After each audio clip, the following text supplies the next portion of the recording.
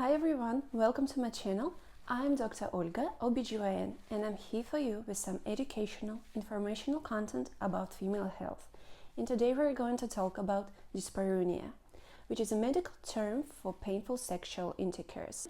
Dyspareunia may occur in both male and female, but it's more common among women. And as I'm OBGYN, I want to discuss specifically female dyspareunia today. Dyspareunia might be a very challenging topic to discuss.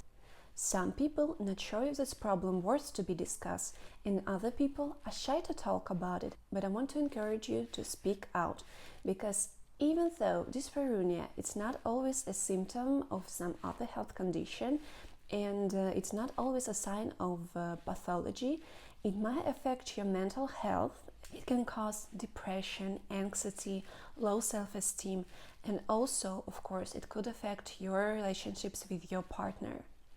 So, dyspareunia is a condition which requires management. Dyspareunia may be categorized by superficial and deep.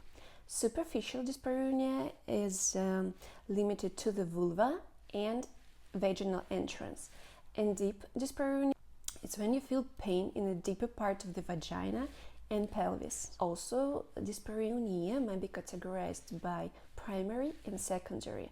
Primary is when you feel pain at the beginning of sexual intercourse, at the beginning of penetration, and secondary dyspareunia is when you start to feel pain after a period of pain-free sexual activity.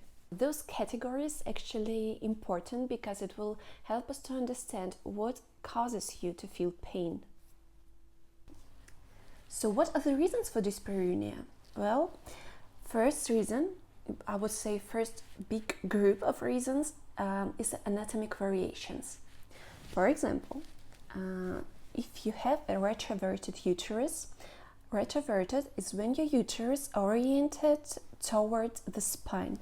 Many people who have retroverted uterus don't even know that they have this condition because retroverted uterus doesn't interfere with pregnancy or fertility and it doesn't cause any symptoms. But for some female, it can cause discomfort or pain during sexual intercourse.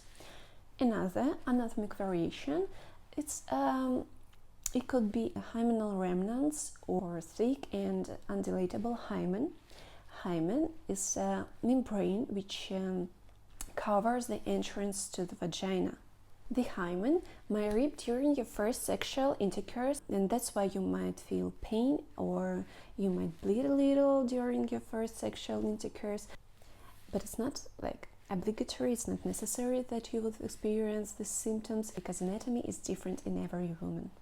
Some reproductive organs anomalies may also cause you feel discomfort or pain during sexual intercourse. For example, vaginal septum, which is a partition within the vagina. It may be longitudinal or transverse, and this septum make it look like you have two vaginas, kind of. Also, vaginal hypoplasia, which is underdevelopment or incomplete development of vagina. Another anatomic variation that can lead to dyspareunia, it's a pelvic organ prolapse. Pelvic organ prolapse is when your pelvic organs protrude to the vaginal canal and out of the body. And dyspareunia, it's not only the one symptom of it, also there might be difficulties with urination, with defecation, and you also might feel like vaginal fullness. And this condition is more common in elder women. And another anatomic variation, I will say that this is your partner's penis size, because if it's bigger than average, of course it might hurt you.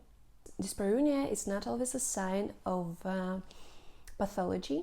Sometimes you might experience pain when you have sex in a certain position, because in this position penis is touching the cervix, and because of that uterus starts to move, and this movement might make you feel discomfort or pain, and all you have to do is just to switch position. Another reason for dyspareunia is a vaginal dryness. Vaginal dryness, I think it might be the most common reason for dyspareunia, and there's a lot of reasons why you might experience that.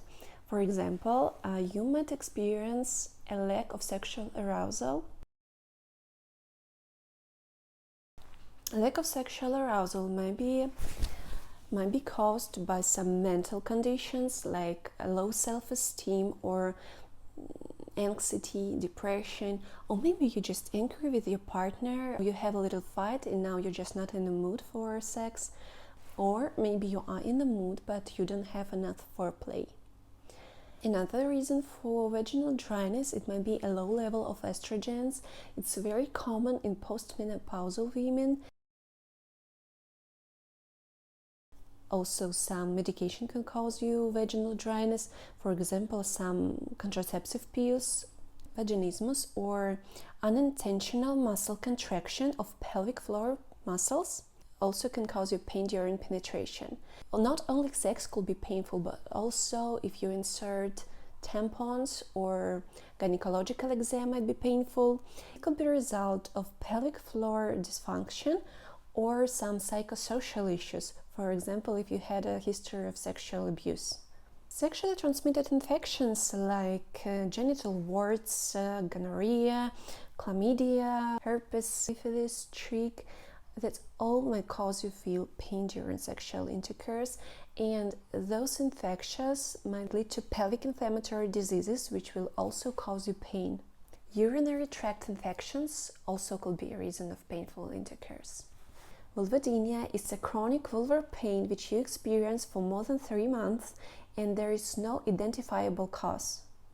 Vulvodynia might be localized. It's when you feel pain in a certain area of vulva, or generalized when you feel pain all over the vulva.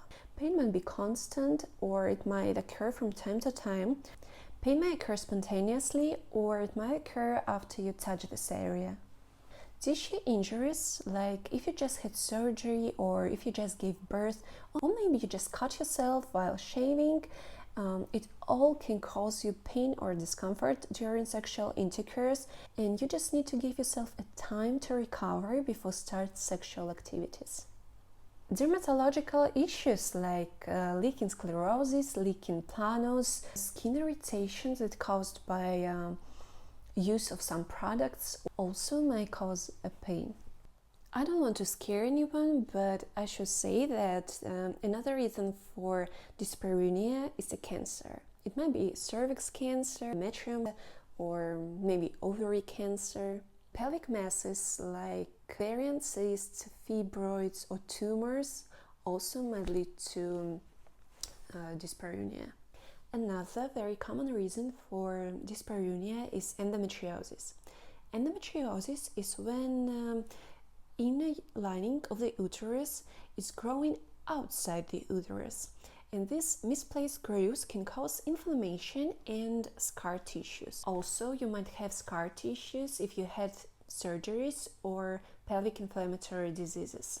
Next reason is inflammatory bowel diseases like ulcerative colitis, Crohn's disease, or even if you're just constipated or gassy, it all can be a reason why you experience pain during sex. For diagnosis, of course, we need to make a speculum examination. A speculum examination is when we use a device which is called speculum, and it helps us to look inside your vagina and see the cervix, so we can see if there are any visible lesions on your vagina walls or on your cervix. And if there will be any visible lesions on your cervix or on vaginal walls, the biopsy of these tissues will be recommended to you. With a speculum examination, we also can see what kind of discharge do you have. Test for sexually transmitted infections might be recommended to you based on what kind of discharge do you have. The next step is a pelvic exam. Pelvic exam will help us to determine if there are any pelvic masses like ovarian cysts, fibroids, tumors. Also, pelvic exam help us to check the mobility of your pelvic organs, and if the mobility is low, that might be a sign that you have a scar tissues. Of course, treatment would depend on what causes dyspareunia. If you feel pain because of vaginal dryness, you would be recommended to use lubricants, or if you experience vaginal dryness because of the low estrogen level, you might be recommended some hormonal medications. If your pain is due to endometriosis, fibroids, or ovarian cyst, sometimes even surgery is needed. Of course, if your pain is due to infection, doctor will prescribe you antibiotics. And if your pain is caused by skin issues, you will need a dermatologist appointment. So if you have some reproductive organs anomalies or problems with your hymen, they also may be treated with surgery. Of course, if you experience problems with your urinary tract or bowel, you need to go to GP, and then maybe some specialist appointment will be recommended to you. Not only OBGYN could treat dyspareunia, sometimes we need the help of physical therapists, dermatologists, psychotherapists, or general practitioner. I hope that after watching this video, you won't leave dyspareunia unnoticed and you will discuss this problem with your doctor. Thanks a lot for watching. I hope to see you soon in my next video. Bye!